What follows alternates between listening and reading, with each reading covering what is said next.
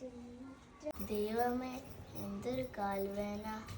പാറു, മോളെ പാറു, ഒന്നിങ്ങോട്ട് വന്നേ. എന്താ മുത്തശ്ശി? മുത്തശ്ശി എന്നെ വിളിച്ചോ? ആ, എന്റെ കാലൊന്ന് ഒഴിഞ്ഞു തരുമോ?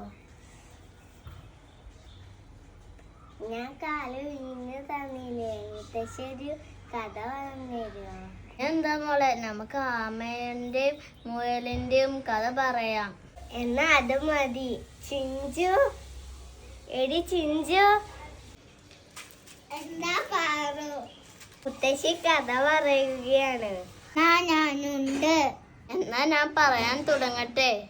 പണ്ട് പണ്ട് ഒരു കാട്ടിൽ അഹങ്കാരിയായ മുയലുണ്ടായിരുന്നു.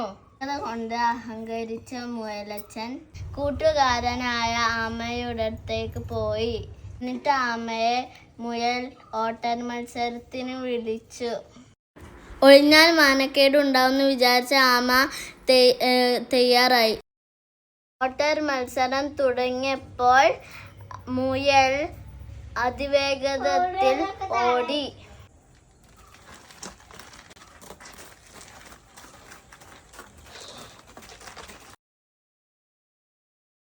വളരെ ദൂരം പിന്നിട്ട് മുയൽ അല്പനേരം വിശ്രമിക്കാൻ കരുതി. ഈ സമയം ആമ മുയലിനെ മറികടന്നു. അങ്ങനെ ആമ വിജയിച്ചു. ആയി, നല്ല കഥ.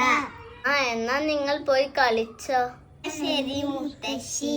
എന്നാ ഓക്കെ, നിങ്ങൾ പോയിക്കോളൂ.